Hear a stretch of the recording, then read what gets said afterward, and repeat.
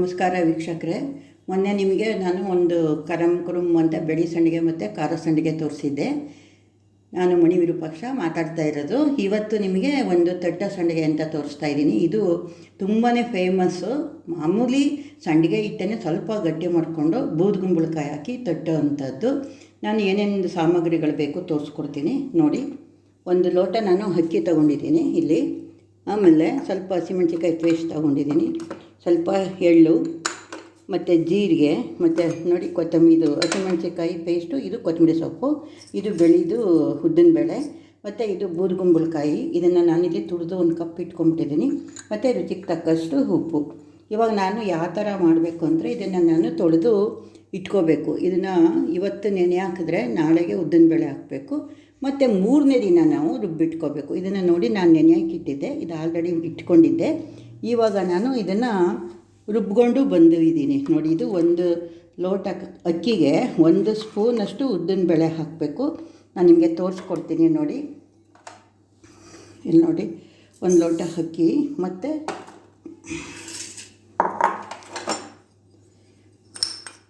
ಒಂದು ಗೋಪುರದಂಗೆ 1 ಸ್ಪೂನಷ್ಟು ನಾವು ಇಲ್ಲಿ ಉದ್ದಿನಬೇಳೆ ಹಾಕಬೇಕಾಗತ್ತೆ.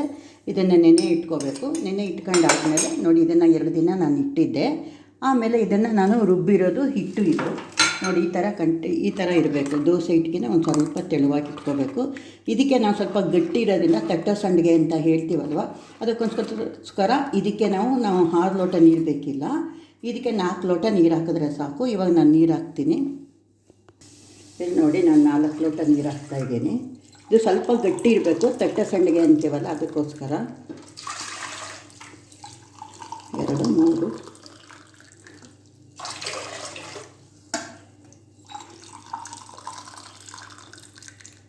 4 ಲೋಟ ನೀರು ಹಾಕ್ತಿದ್ದೀನಿ.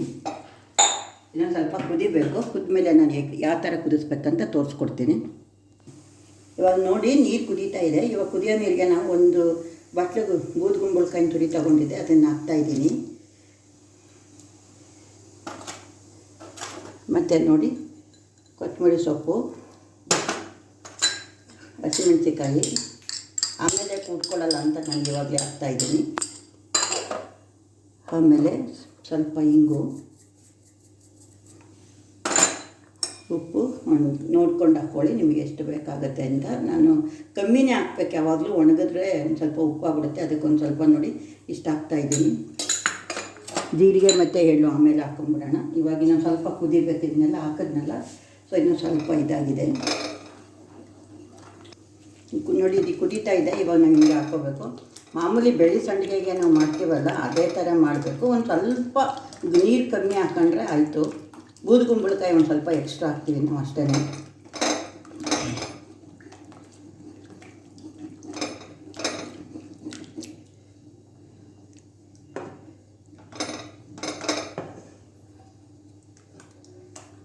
ಒಟ್ಟು 1 ಲೋಟ ನೀರು ಅಕ್ಕಿಗೆ ನಾವು 4 ಲೋಟದಷ್ಟು ನೀರು ಹಾಕಿದ್ದೀವಿ. ಒಂದು ಸ್ವಲ್ಪ ಹೆಚ್ಚು ಕಮ್ಮಿ ಗಟ್ಟಿ ಆದರೆ ಒಂದು ಸ್ವಲ್ಪ ನೀವು ನೀರು ಹಾಕ್ಕೋಬೋದು. ಒಂದು ಅರ್ಧ ಲೋಟದಷ್ಟು ನೀವು ನೀರು ಹಾಕ್ಕೋಬೋದು. ಇವಾಗ ನೋಡಿ, ಚೆನ್ನಾಗಿ ಬೇಯಬೇಕಿದು. ಗಟ್ಟಿ ಆಗ್ತಾ ಇದೆ.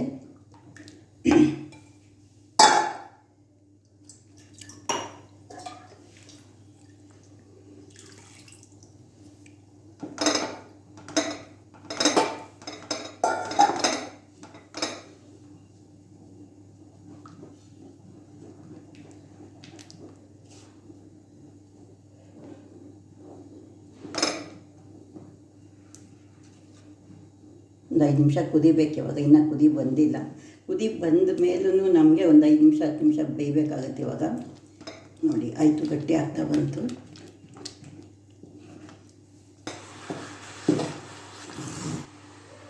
ಈ ಕಡೆ ಬೆಂದಿದೆ ನೋಡಿ. ಕೈ ನೀರು ಹಚ್ಕೊಂಡು ಸ್ವಲ್ಪ ಹಿಂಗಂದರೆ ಆಯಿತು. ಇದು ಸ್ವಲ್ಪ ಆದಮೇಲೆ ಗಟ್ಟಿ ಆಗುತ್ತೆ. ನಾನು ನಿಮ್ಗೆ ತೋರ್ಸೋಕ್ಕೋಸ್ಕರ ಬಿಸಿಯಲ್ಲಿ ತೋರಿಸ್ತಾ ಇದ್ದೀನಿ. ತಟ್ಟ ಸಂಡಿಗೆ ಅಂದರೆ ಇದನ್ನು ನಾವು ಕೈಯಲ್ಲೇ ತಟ್ಟಬೇಕಾಗತ್ತೆ. ಅದಕ್ಕೆ ಇಲ್ಲಿಗೆ ಹಾಕ್ಕೊಂಬಿಡೋಣ. ಒಂದು ಸ್ವಲ್ಪ ಇದು ಶಿಫ್ಟ್ ಮಾಡ್ಕೊಂಬಿಡೋಣ.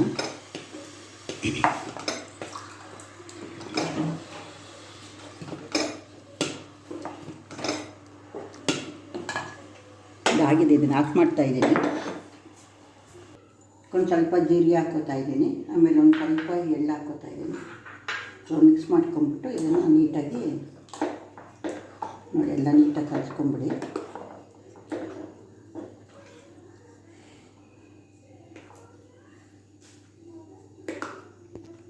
ಇಲ್ಲಿ ಕರೆಕ್ಟಾಗಿ ಒಂದು ಸೌಟು ನೋಡಿ ಈ ಥರ ಹಾಕ್ಕೋಬೇಕು ನಾವು. ಫಸ್ಟ್ ಹಿಂಗೆ ಹಾಕ್ಬಿಡೋಣ.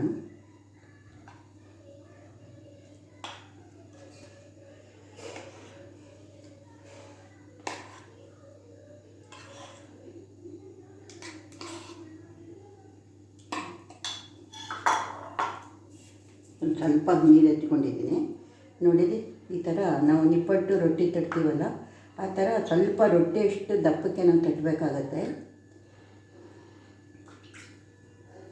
ಮಸಾಲೆ ರೊಟ್ಟಿ ತರ್ತೀವಲ್ಲ ಅಷ್ಟು ದಪ್ಪ ಇರಬೇಕಿದು.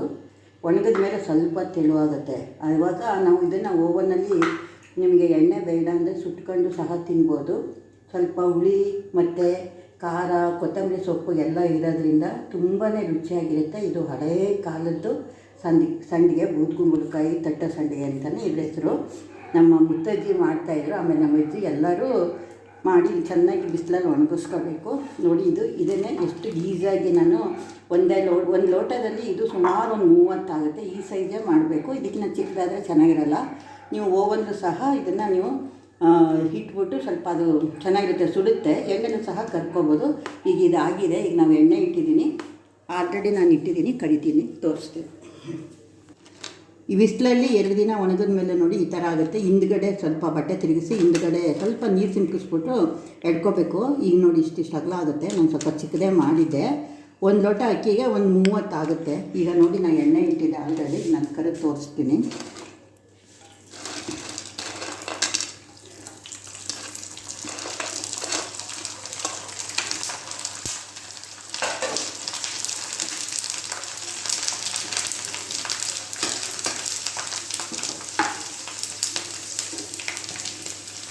ಸ್ವಲ್ಪ ಅಗಲ ಮಾಡ್ಕೊಳ್ಳಿ. ನಿಮ್ಗೆ ಇಟ್ಟಾರೆ ನಾನು ಚಿಕ್ಕದಾಗಿ ಮಾಡಿದೆ.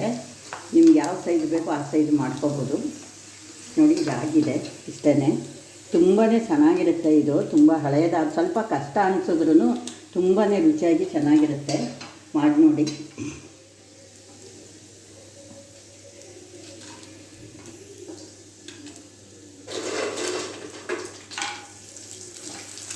ಬೂದ್ಗುಂಬಳಕಾಯಿ ತಟ್ಟ ಸಂಡಿಗೆ ರೆಡಿಯಾಗಿದೆ. ಮಾಡಿ ನೋಡಿ, ತಿನ್ನೋಡ್ಬಿಟ್ಟು ಕಾಮೆಂಟ್ ಬಾಕ್ಸಲ್ಲಿ ನಿಮ್ಮ ಅನಿಸಿಕೆಗಳನ್ನು ಹಾಕಿ. ತುಂಬ ಖುಷಿಯಾಗಿ ಮಾಡಿ. ಒಂದೇ ಒಂದು ಲೋಟ ಹಾಕಿ ಮಾಡಿ ನೋಡಿ, ತಿಂದು ನೋಡಿ. ನಮ್ಮ ಚಾನಲ್ಗೆ ಸಬ್ಸ್ಕ್ರೈಬ್ ಮಾಡಿ.